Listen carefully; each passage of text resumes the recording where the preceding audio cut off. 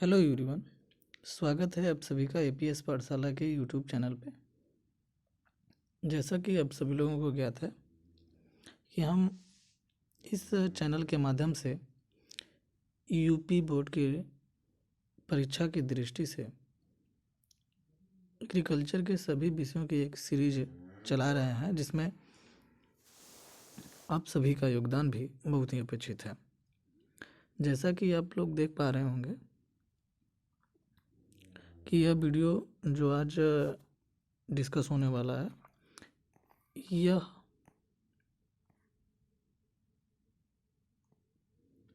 Video subject जो होने वाला है हमारा साथियों, यह पूर्णतः डिपेंड होगा। आज का जो वीडियो वह जूलॉजी जंतु विज्ञान पे हमारा डिपेंड होगा, कृषि जंतु विज्ञान। अब कृषि जंतु विज्ञान का आज यह लेक्चर प्रथम होगा और इस लेक्चर में हम सभी पाठ्यक्रम के बारे में चर्चा करेंगे।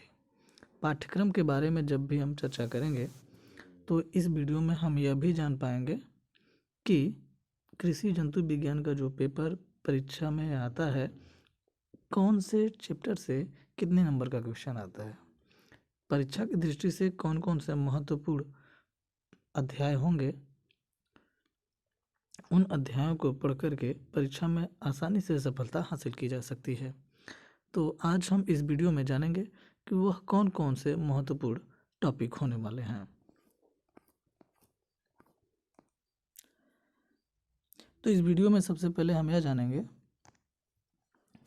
कि यह जो पेपर होने वाला है कृषि जंतु विज्ञान का, यह पेपर कितने नंबर का आता है, क्या इसका प्रारूप होता है, क्या पैटर्न होते हैं, इसके बारे में थोड़ा सा हम चर्चा करेंगे। तो देखिए, जो हमारा एग्रीकल्चर जूलॉजी का पेपर होता है, एग्रीकल्चर जूलॉजी का जो पेपर होता है हमारा, वह दोस्तों यह टोटल जो पेपर होता है वह 100 अंक का होता है। और इस 100 अंक में जो हमारा एग्ज़ाम कंडक्ट होता है, जो हम यूपी बोर्ड की परीक्षा देते हैं, वह 50 अंक का होता है। और 50 अंक का हमारा प्रायोगिक परीक्षा होती है।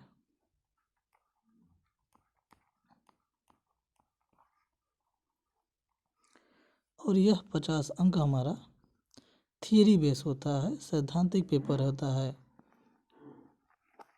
ठीक, तो हमें जो तैयारी करनी है वह इस 50 अंक की तैयारी करनी है। और इस 50 अंक में कौन कौन से चैप्टर अपनी महत्वपूर्ण भूमिका निभाते हैं, उनको हम जानेंगे इस वीडियो में। साथ ही आपको यह जानकारी और भी बता दें कि अगर आप इस वीडियो की पीडीएफ पाना चाहते हैं तो इसके लिए टेलीग्राम चैनल ज्वाइन कर सकते हैं। टेलीग्राम चैनल हमारा एपीएस एग्रीकल्चर के नाम से आएगा।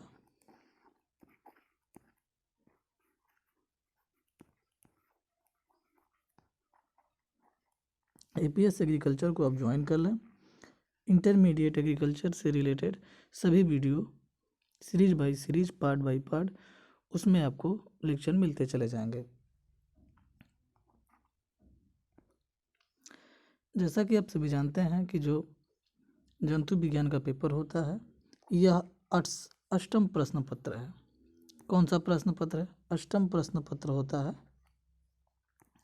अष्टम यानी 8वां पेपर होता है यह।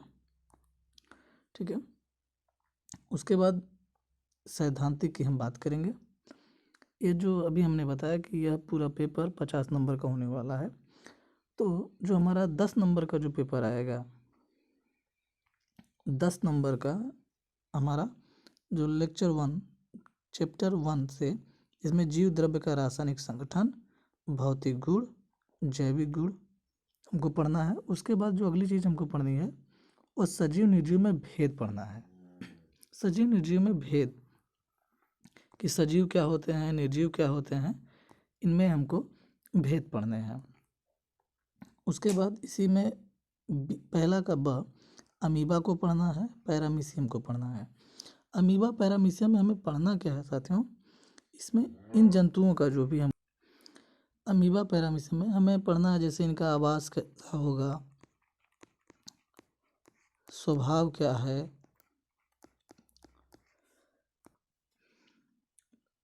उसके बाद जो दूसरा टॉपिक हमको पढ़ना है जो भी अकशेरुकी और कशेरुकी। अकशेरुकी का मतलब होता है नॉन कार्डेट, और कशेरुकी का मतलब होता है कार्डेट्स।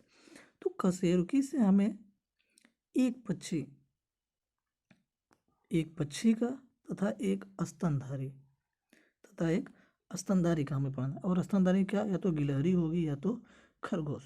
तो इसका हमें क्या पढ़ना है, इसके आकार को, बाह्य आकार को पढ़ने हैं, स्वभाव को पढ़ना है और इसके संपूर्ण जीवन वृत्त का अध्ययन करना है। उसके बाद हमें कशेरुकी का यहाँ पे हमारा हो गया। अकशेरुकी में हमें गोल कृमि पढ़ना, नेमेटोड, केचुआ यानी जिसको हम अर्थवर्म कहते हैं, तिलचट्टा जिसको हम कॉकरोच कहते हैं, रेशम के कीट, मधुमक्खी और दीमक का लाइफ साइकिल हमको पढ़ना है। उसके बाद इतना पढ़ने के बाद आप एक चीज़ ये जान लीजिए कि इस चैप्टर से हमारा 10 अंक का प्रश्न पूछा जाता है एग्जाम में।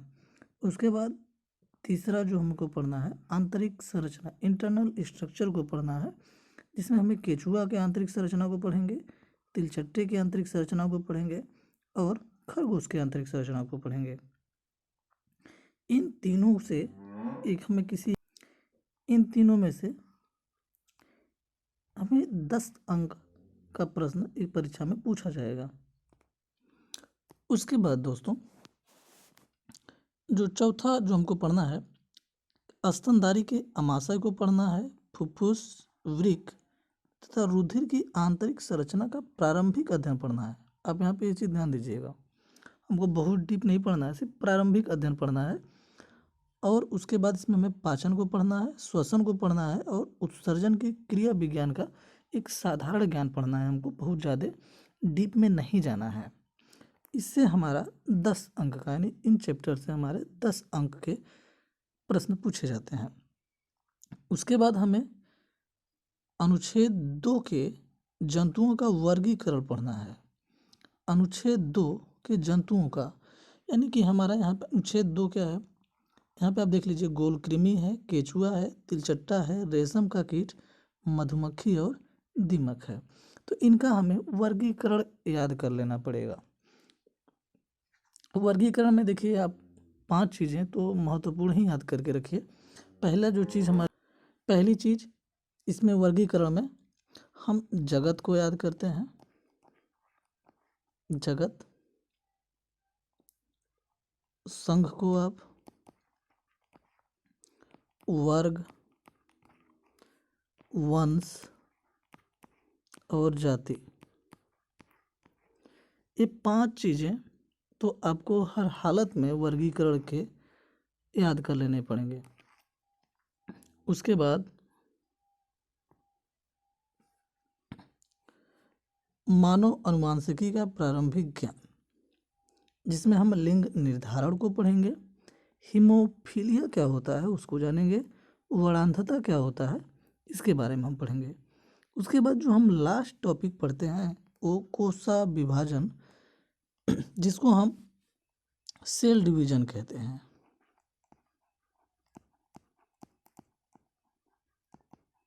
सेल डिवीजन, कोशिका विभाजन को पढ़ेंगे। और हम जानते हैं कि कोशिका विभाजन जो मेनली होता है वो 2 प्रकार का होता है,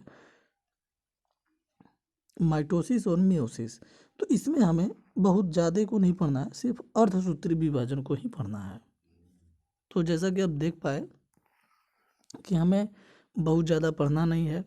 बच्चे करते क्या हैं, जैसे जैसे एग्ज़ाम नज़दीक आता रहता है उनका स्ट्रेस बढ़ता जाता है, और स्ट्रेस बढ़ने के कारण जो चीज़ें याद करके रखे होते हैं वो भूलने लगते हैं धीरे धीरे, या फिर चीज़ें एग्ज़ाम हॉल में जब बच्चे बैठते हैं तो उनको चीज़ें समझ में नहीं आती।